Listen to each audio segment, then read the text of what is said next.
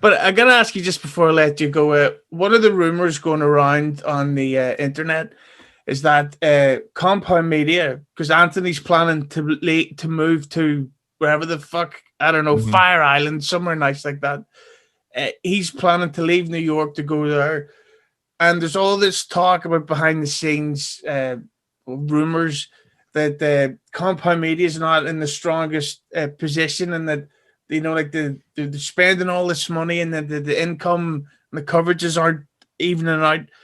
That to the point that when Anthony's leaving New York, he may shut down or sell Compound Media. And the Mhm. rumor was that there had been talks that some of the shows or the company might get sold to Gas Digital. So, is there any There's no truth truth. to that or No, I interest? like that. It's funny to see. I would say this I guess it's 5 years, 4 or 5 years that gas exists as a company, right?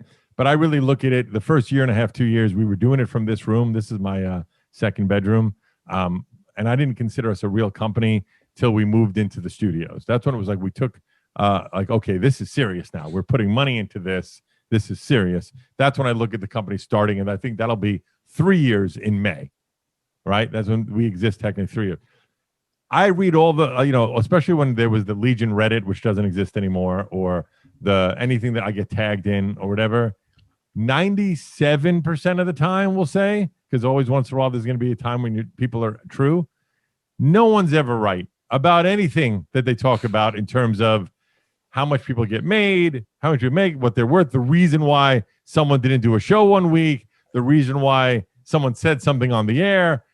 They're never right. Never, ever, ever have I read something like, wow, how the fuck did they know that? It's never happened. It's always the exact opposite. Like, where the fuck did they get that stupid idea? I love that gas comes up a lot in those conversations, but we're not going to buy another company. There's no reason to buy another company. I can't see a financial reason to buy a company if it's not a economically feasible business model. I don't know that it isn't. I think that it is. But I'm saying if there's a business in trouble, why would I want to buy that business? I don't know if they're in trouble, but if they were, why would I buy their business? Why wouldn't I just wait? If they're going out of business, wait 6 months and take the shows that I want. It makes no sense. But I remember it came up with us too when Bobby Kelly was selling his network that we were going to buy. Like, we're not buying any networks. That's right now. I'm super fiscally frugal with the company, and I just think it makes sense to I'd rather our listenership not increase and our expenses go down than listenership increase, expenses increase. Because, just like when the good thing about podcasting, I'm sorry I'm going off on this, but in entertainment in general, if you run a restaurant, which I did for 5 years, as you make more money, your expenses go up. You got to bring on more staff. Every steak, you got to buy the steak. That's just an inherent cost of selling a steak is buying the steak. And you're going to have to get more chefs, more waiters, more whatever, more expenses.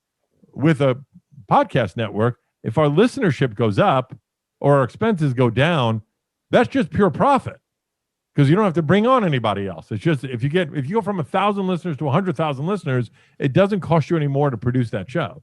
So that's what I love about podcasting and entertainment in general. But long-winded answer, no, we're not buying any companies.